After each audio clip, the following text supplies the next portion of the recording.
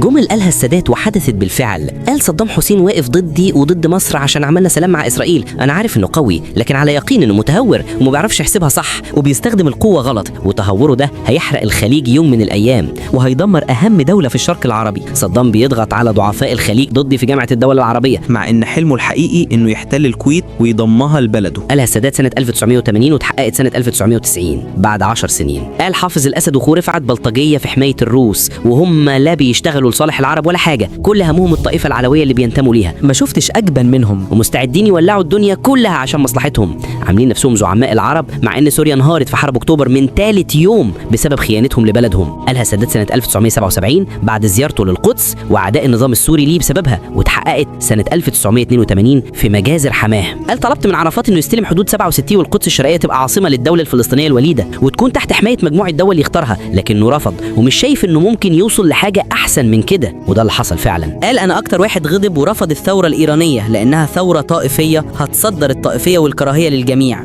قالها السادات وقت ثورة الخميني وتسببت تصريحاته في غضب التيارات الإسلامية واللي قالوا اتحقق بالحرف الواحد. قال الشاويش علي عبد الله صالح اللي بقى رئيس اليمن مش بيعرف يفك الخط وبيخاف يخرج متر من صعدة. مش عاجبه سياسة السادات وموقف مصر، والعرب هيعرفوا بعدين مين هو علي عبد الله صالح اللي عمره ما فهم حجم اليمن. واتحقق كلام السادات وشفنا اللي عمله باليمن. قال القذافي ده شاب مجنون عنده عقد نفسية وبيتصرف زي العيال الصغيرين، ولو اديته بلد بحالها الصبح اللي بعده هتكون خرابة. وقال كمان اللي بيتكلموا باسم الناصرية في الحقيقة ما يهمهمش غير مصالحهم الشخصية، ومتقلبين زي الحرباء ومستعدين يغيروا انتماءاتهم في ثانية عشان يوصلوا للكراسي. مفيش حاجة اسمها ناصرية ولا ساداتية، كل واحد لازم يجتهد ويثبت نفسه بشخصيته. وصدق في كلامه، وكلنا شفنا الناصريين حبايب الفقراء وازاي بقوا هم وابنائهم واحفادهم مليارديرات على قفا المغيبين. وقال كمان لو بجرة قلم مني اقدر اوقف نزيف دم اطهر شباب مصر وما عملتش كده خوفا من كلام الهمج يبقى انا خنت الامانة. العرب ما بيفهموش ودايما بيطالبوا بالحرب، لكن مهمتي ان شباب مصر يعيشوا من غير دموع ودم، وعشان احارب باسم العرب لازم يكون عندي مصانع سلاح تضمن التوازن.